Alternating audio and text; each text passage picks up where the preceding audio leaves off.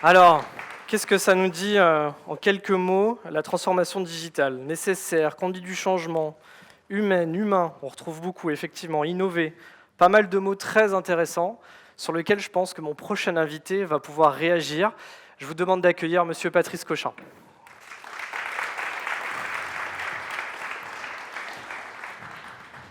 Petit micro.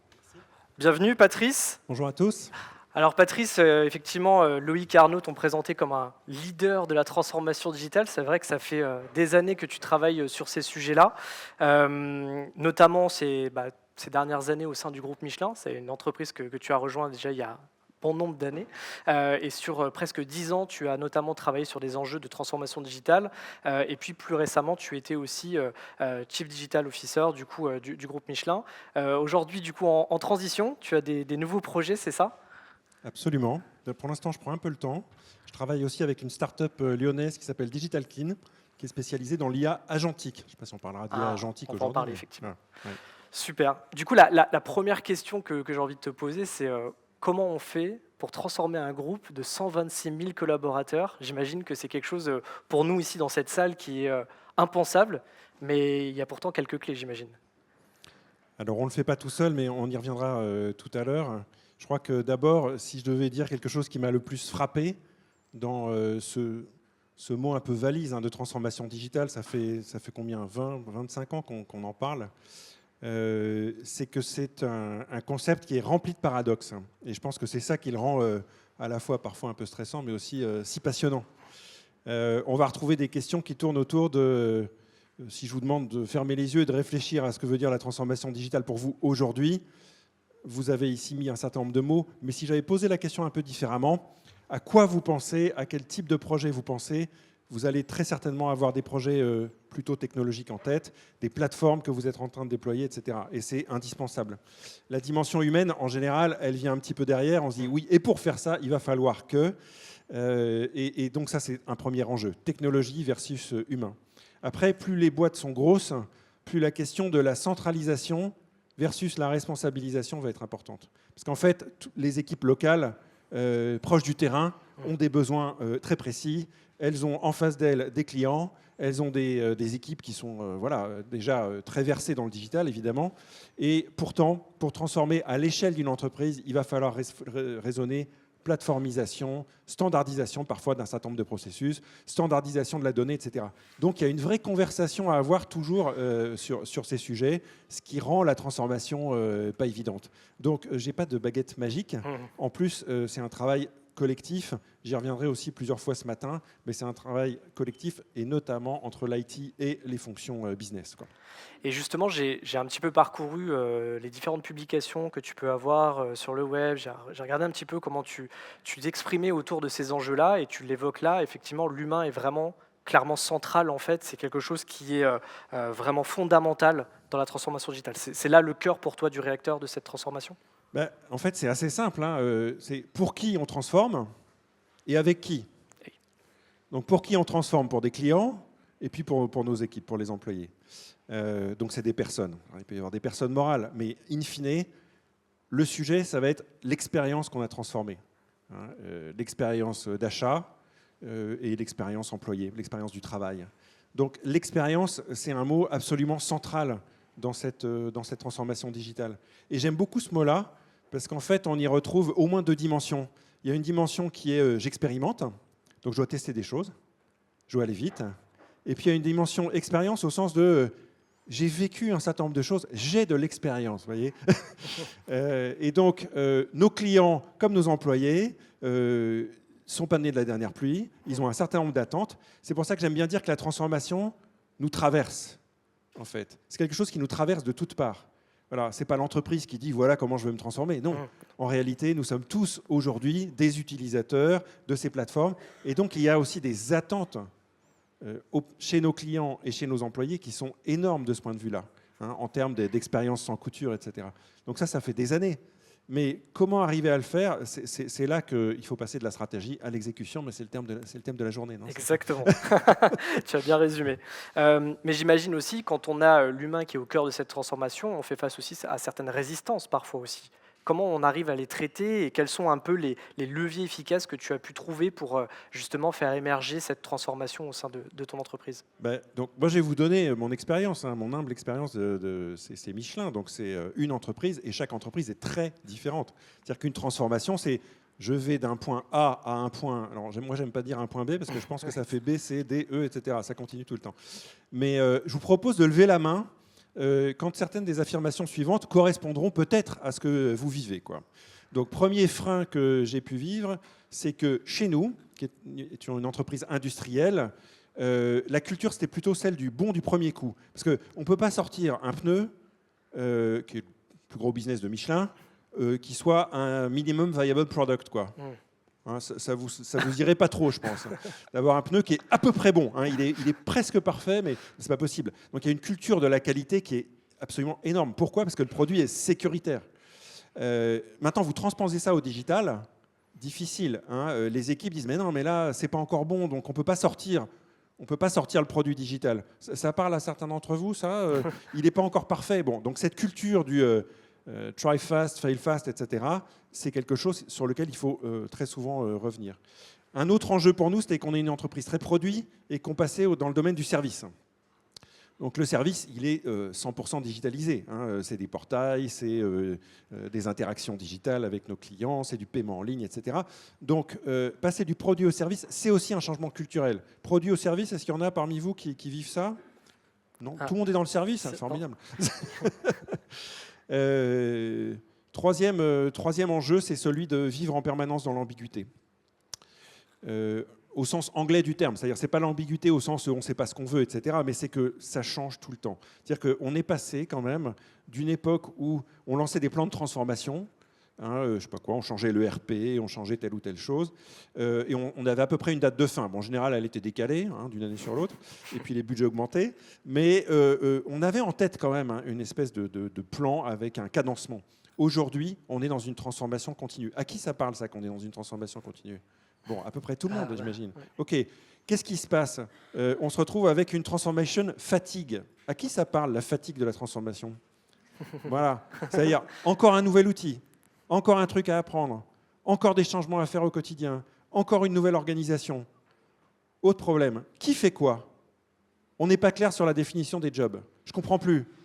Mais le product owner, il faisait ça, et le business analyst, il est là, mais en fait, les jobs sont mélangés. Bon. Besoin d'adaptation permanente. Donc il ne s'agit pas d'excuser le désordre, mais il s'agit d'admettre qu'on est en permanence en mouvement en ce moment et que ça fatigue les équipes. Et donc ça peut être un frein, mais c'est un frein auquel il faut vraiment prêter de l'attention, quoi. Justement, tu en as aussi un petit peu parlé dans ton introduction. On fait face aujourd'hui à notre quotidien. On est dans toujours cet aspect opérationnel, efficacité opérationnelle. On essaie toujours d'être dans cette logique-là.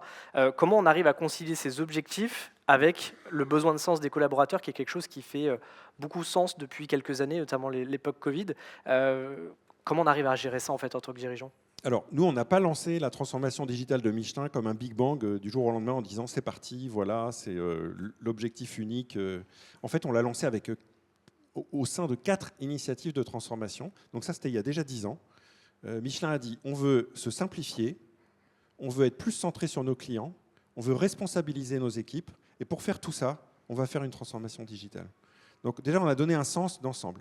On a expliqué que c'était impératif pour Michelin d'être moins complexe, parce qu'on était devenu gros. Mais je pense que la complexité, quelle que soit la taille de l'entreprise, c'est un sujet. Hein. Il y a toujours de la complexité. Donc, on voulait donc se simplifier. On veut être davantage centré sur les clients. Et pour ça, on savait que le digital était essentiel. Ce n'est pas dans un événement où on parle beaucoup de CRM que je vais vous apprendre ce sujet-là. La responsabilisation, c'est très important. C'est-à-dire que ça donne du sens aux équipes. On va te donner la bonne information au bon moment pour que tu prennes la bonne décision. Ou plutôt, de quelle information, à quel moment as-tu besoin pour prendre la bonne décision? Et à partir de là, on renverse et on embarque les collaborateurs avec ça. Et on avait lié cette transformation à la raison d'être du groupe, qui est d'offrir à chacun une meilleure façon d'avancer. Donc Michelin, c'est la mobilité, mais c'est la mobilité au sens évidemment de la mobilité des biens et des personnes, mais c'est aussi la mobilité au sens psychologique, c'est-à-dire comment je me développe, comment je grandis dans mon travail. Et donc là, on a passé beaucoup de temps aussi sur le sujet de l'accroissement des compétences, parce qu'il faut développer beaucoup de nouvelles compétences sur ces sujets-là. Et on y reviendra à la fin, Ouais, notamment tout à fait. sur les enjeux d'intelligence artificielle. Alors j'imagine que dans cette salle, les gens se disent, bah oui, Patrice, très bien, un groupe Michelin, beaucoup de moyens, comme tu l'as dit, quand même grand groupe. Euh, Comment en fait on peut venir à une échelle plutôt d'une PME, d'une ETI qui est ici majoritairement représentée et s'appuyer sur cette expérience de grand groupe? Quel conseil tu donnerais justement pour ces entreprises-là? Bah, c'est sûr que moi j'ai piloté on a lancé en fait des Digital Factory, donc des équipes centrales qui ont permis de déployer un certain nombre de plateformes technologiques et de nouvelles expériences notamment pour nos clients. Donc on est passé de 0 à 700 personnes en 5 ans avec des équipes en Inde, en Chine, aux États-Unis, etc. Donc bon, évidemment, ça dépend de la taille des entreprises. Mais maintenant, si on raisonne sur le plan des principes, tout est vrai. C'est aussi simple que ça. Je pense que tout est vrai. Mais bien sûr, après, c'est adapté à la culture de chacune des entreprises. Donc, nous, on avait défini 4 grandes priorités au départ pour la transformation digitale, qui étaient, 1, vision 360 de nos clients. Ça, c'est pareil, ça fait longtemps qu'on en entend parler. Tout à fait. OK. Donc, moi, je pose toujours la question. Donc, vous avez combien de bases de données clients aujourd'hui? Base de données ou fichiers ou, un seul? Bon, etc. Vision 360 des clients et puis amélioration des touchpoints, compréhension de tous les touchpoints et de tous les moments de vérité. Donc là, c'est la dimension business analyse. Est-ce qu'aujourd'hui, dans les PME, dans les ETI, et j'ai vu une étude récente sortie la semaine dernière qui dit que ce n'est pas encore tout à fait le cas, et chez Michelin, on n'y était pas encore, est-ce qu'on a une vraie culture de l'insight? Voilà, c'est-à-dire, on capte la donnée sur nos points de contact, web, portail, que sais-je, même des événements physiques, etc. Et on en tire des conclusions, des insights sur nos clients. Et souvent, moi, quand je travaille avec des équipes, et encore aujourd'hui, et que je demande, mais c'est quoi l'insight? C'est-à-dire, ben voilà, les courbes augmentent, elles descendent, machin, etc. On a fait moins qu'à un mois, plus que... Bon, d'accord, mais du coup, c'est quoi l'insight? T'en apprends quoi sur les clients? Et c'est quoi ta conviction? En fait, cette notion de conviction, elle est essentielle dans une transformation. C'est quoi les convictions de chacun à chaque niveau de l'entreprise? Et c'est pas grave de se tromper. Mais on a besoin d'avoir des convictions fortes pour pouvoir avancer parce qu'il n'y a pas de transformation en fait sans énergie. Donc ces convictions sont essentielles, quoi. Donc avoir des personnes qui ne sont pas des opérateurs, des techniciens, des experts, mais qui vont développer une conviction, et souvent ce qu'on leur demande, c'est une conviction business. Donc vision 360 des clients. À partir de là, on peut commencer à imaginer des nouveaux business models. Et là aussi, l'étude que j'ai vue, qui est très intéressante, c'est BPI qui a fait ça, je ne sais pas si vous l'avez vu, elle est sortie la semaine dernière. BPI, le lab, c'est sur IA, PME, ETI. Et qui explique que aujourd'hui, l'utilisation notamment de l'intelligence artificielle, qui est la dernière grosse vague, et elle est en plein maintenant, de la transformation digitale, est vue encore donc, comme assez coûteuse, assez compliquée à mettre en place pour tout un tas de raisons, ce qui est vrai, mais encore comme un levier d'efficience. On se dit, je vais automatiser, et c'est tout à fait juste, mais pas suffisamment comme un levier pour générer des nouveaux business models. Et donc, le deuxième axe qu'on s'était fixé, c'était transformation des business models. Et là, c'est compliqué. C'est quoi la vision de l'équipe de direction de l'entreprise? Et puis surtout, c'est quoi les visions des personnes plus opérationnelles qui vont dire, moi j'ai vu ça, j'ai vu tel concurrent, j'ai vu tel client, je pense qu'on devrait repenser notre business model. Vous savez, c'est cette fameuse phrase « Software is eating the world ». Voilà, le logiciel mange le monde. On est de plus en plus software-centrique dans les entreprises, quel que soit notre métier. Donc, comment est-ce que cette informatique qui a été vue longtemps comme un outil devient vraiment un levier pour créer des nouveaux business models? Et si on ne le fait pas, en fait, nos concurrents vont le faire. Donc ça, c'est vraiment essentiel. Et c'était vrai pour Michelin aussi. On ne se dit pas aujourd'hui, tiens, Michelin, c'est une entreprise software-driven. Bah si, en fait, Michelin aujourd'hui, c'est une entreprise qui est très software-driven. Voilà, pas product-driven. Troisième axe, l'efficience, parce qu'il ne faut pas l'oublier quand même, c'est important. Et puis j'en avais parlé, la responsabilisation des personnes. Pour faire tout ça, il faut vraiment modifier en profondeur l'ADN des entreprises. C'est-à-dire plus raisonner en silo, plus raisonner en métier. L'IT a fait ça. Ils nous disent que tel projet va arriver parce que l'équipe nous a dit que... Donc je luttais toujours contre ces ils pour qu'on dise nous sur ces sujets-là. C'est toujours nous. Voilà. Cette transformation, c'est comment le collectif est uni pour faire bouger la boîte dans la bonne direction. Et justement, aujourd'hui, on voit, c'est devenu en fait, plus les années avancent, plus les sujets deviennent, complexes, plus on parle de nouveaux termes, il y a de nouvelles choses qui arrivent. C'est quoi pour toi, à ton avis, les chantiers un peu prioritaires là en 2025? Évidemment, on parle d'intelligence artificielle, mais j'imagine qu'il y a quand même besoin de beaucoup de bases avant d'arriver à quelque chose de concret sur ce sujet. C'est quoi pour toi, selon toi, ces grands sujets de 2025? Bah, pour moi, il y en a un, ça va peut-être vous paraître bizarre, mais c'est la conversation. Donc, on dit markets are conversations. Voilà. Donc, premièrement, est-ce qu'on parle vraiment à nos clients et est-ce qu'on écoute ce qu'ils nous disent? Donc ça, je pense que c'est une priorité de toujours, mais elle devient vraiment essentielle parce que là, il faut faire des choix maintenant, très vite, sur tel projet, tel techno, etc. Donc, qu'est-ce qui va m'aider à répondre intelligemment à l'enjeu qui m'est posé par mon client? Markets are conversations. Mais j'ai envie de dire, donc ça c'est une phrase très connue, mais je vais vous en rajouter une autre, c'est transformation is conversation. Donc c'est quoi la conversation continue qu'on a dans l'entreprise sur notre transformation? Et il ne s'agit pas de dire, il y a un comité de pilotage sur le projet de déploiement de machin, etc. C'est pas ça. C'est pas non plus, j'ai vu un slide, j'ai en tête un slide avec 5 ou 6 projets, c'est ça notre transfo. Non. La transformation, c'est une conversation continue entre chaque personne de l'entreprise sur OK, je vois la direction de la stratégie de la boîte, parce que c'est ça qui est essentiel, c'est quoi notre stratégie et quels sont les éléments de transformation qu'on est en train de mettre en œuvre pour y arriver. Après, on peut descendre à un niveau plus granulaire qui est effectivement, bon, bah pour faire de l'IA, il faut de la data propre, etc. Donc ça, c'est un premier enjeu majeur, hein, mais enfin, vous apprenez rien quand je vous dis ça. Il y a des sujets incontournables que sont la cybersécurité, parce qu'on est en train de... Les frontières en fait, physiques de l'entreprise sont en train de se dissoudre. Avant, c'était assez clair. Entreprise, il y avait des bâtiments, une marque, des équipes, des bureaux, bon, etc. Progressivement, on est passé au cloud. Donc, on a commencé à mettre nos données un peu partout. Avec l'IA, c'est encore une autre façon d'étendre l'entreprise, sans parler du télétravail et sans parler aussi du fait qu'on accueille dans nos entreprises des personnes qui ne sont pas forcément des employés. Ça peut être des prestataires, des partenaires, des freelances, etc. Donc les frontières de l'entreprise sont beaucoup plus floues. C'est pour ça que pour moi, la conversation qu'on doit avoir sur ces priorités, mais je ne vais pas vous les donner, en fait, c'est à vous de les décrire. Bien sûr, bien sûr. Elle est absolument essentielle, quoi. Voilà. Mais si on devait être quand même très concret, j'irais, c'est quoi ma stratégie des data ? C'est quoi ma stratégie cyber? Et puis bien sûr, comment je vais implémenter l'IA de manière pragmatique, c'est-à-dire je vais peut-être me choisir 1 ou 2 cas d'usage emblématiques sur des enjeux à forte valeur ajoutée. Donc c'est quand même probablement des sujets compliqués. Il y a une expression que j'aime bien, c'est que l'IA mange la complexité de l'entreprise, en fait. Voilà, donc où est-ce que j'ai de la complexité qui est trop compliqué pour l'humain en fait à gérer, et comment je vais pouvoir mettre de l'intelligence artificielle à cet endroit-là, piloté par l'humain bien sûr, pour simplifier ce qui aujourd'hui me freine, me ralentit dans l'atteinte de mes objectifs stratégiques. Une autre question que je voudrais évoquer avec toi, c'est quelque chose qu'on constate évidemment aujourd'hui tous et toutes ici, c'est qu'il y a des enjeux économiques qui sont compliqués pour les entreprises. On est dans un moment un petit peu tendu pour beaucoup d'entreprises. Comment on arrive à prioriser et qu'est-ce qu'on peut prioriser dans nos investissements aujourd'hui?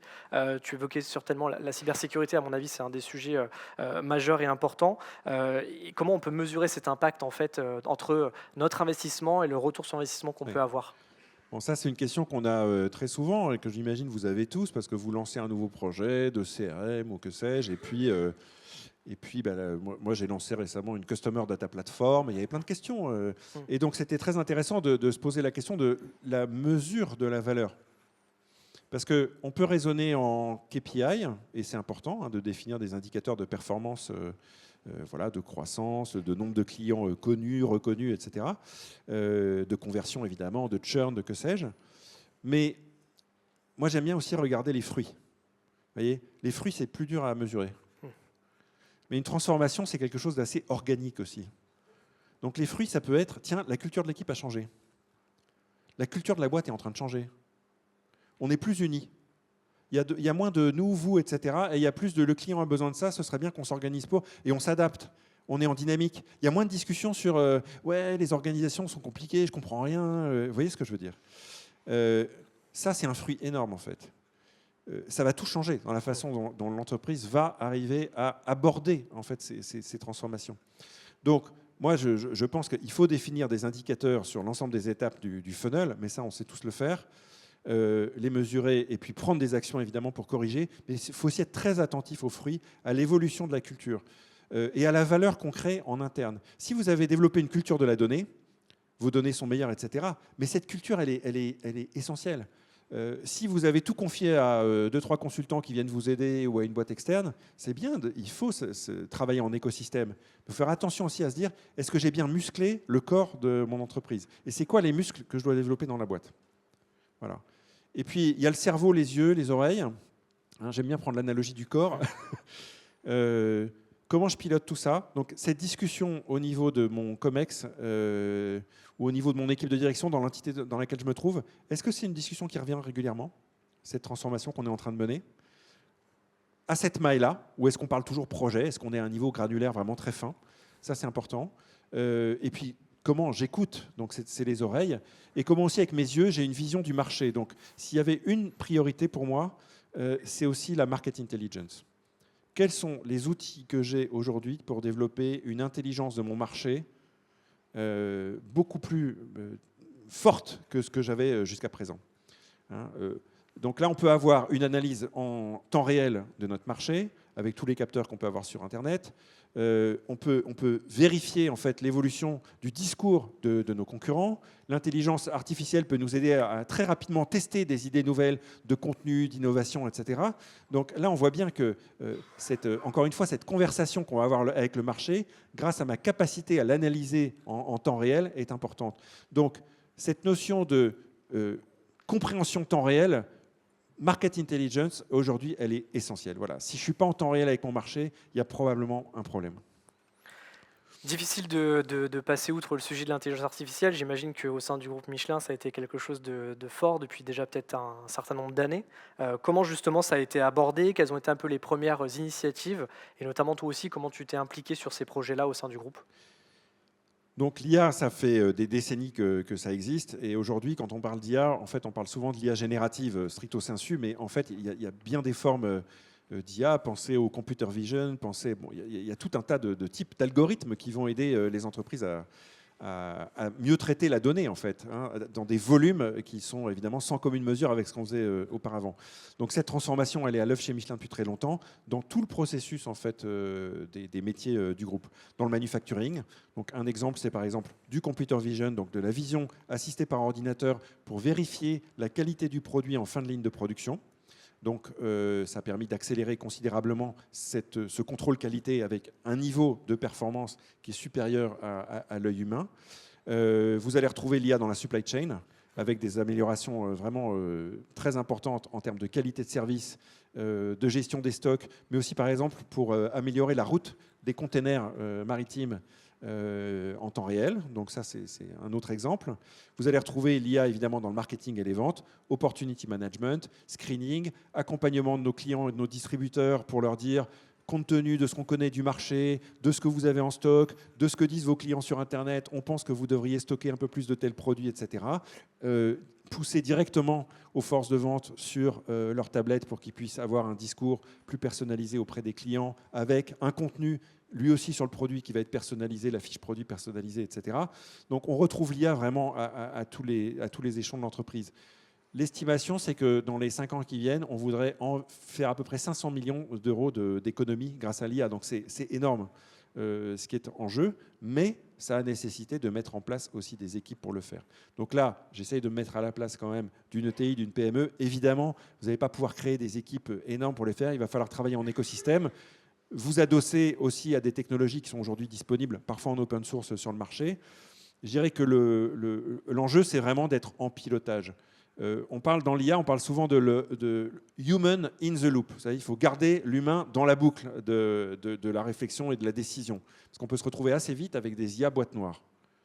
Hein, c'est-à-dire que c'est génial, Workbench, il faut absolument que je regarde ce que c'est que cet outil-là.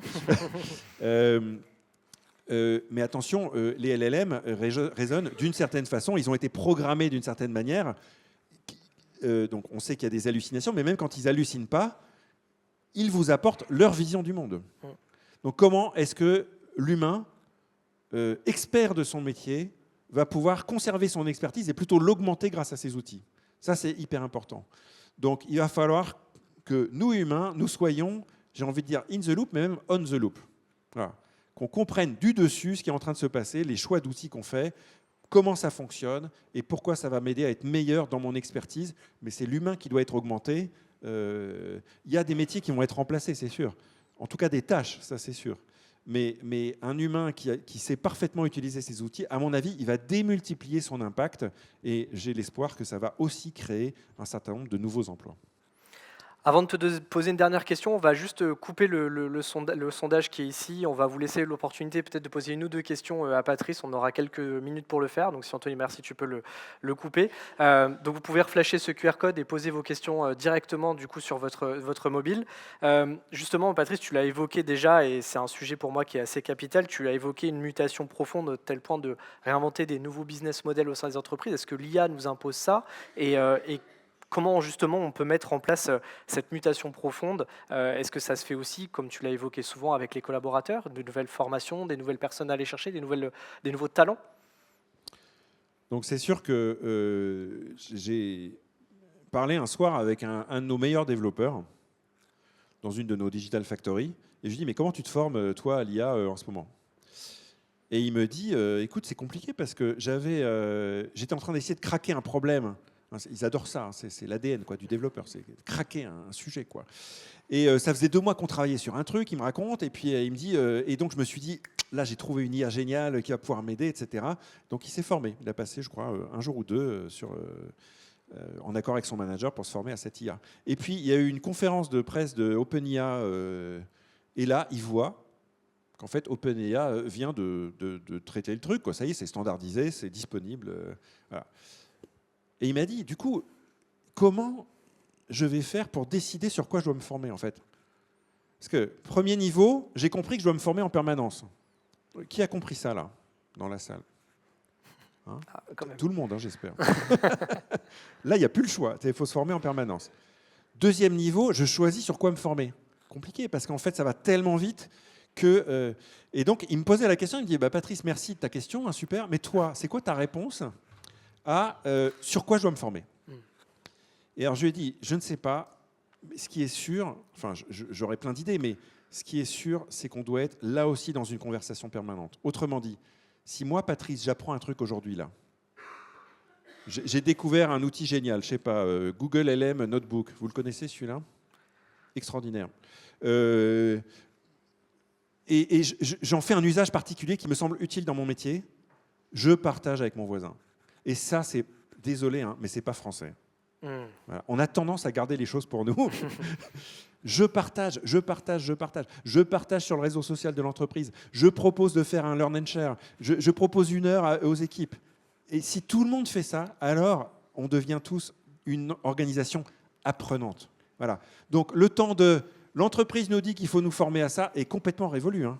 C'est à nous de dire, et en particulier en écoutant les plus jeunes dans les équipes, tiens, il y a ça qui se passe, je propose qu'on passe une demi-heure sur le sujet, on se fait un café autour de la thématique. Vous voyez, cette culture de l'organisation apprenante, elle est absolument essentielle. Quoi. Je sais pas si c'est une réponse un peu philosophique peut-être, mais bon, écoute, en tout cas, elle me tient à cœur. On a quelques questions intéressantes pour terminer. Voilà, du coup, il suffit que je le dise pour qu'il y en a d'autres qui arrivent.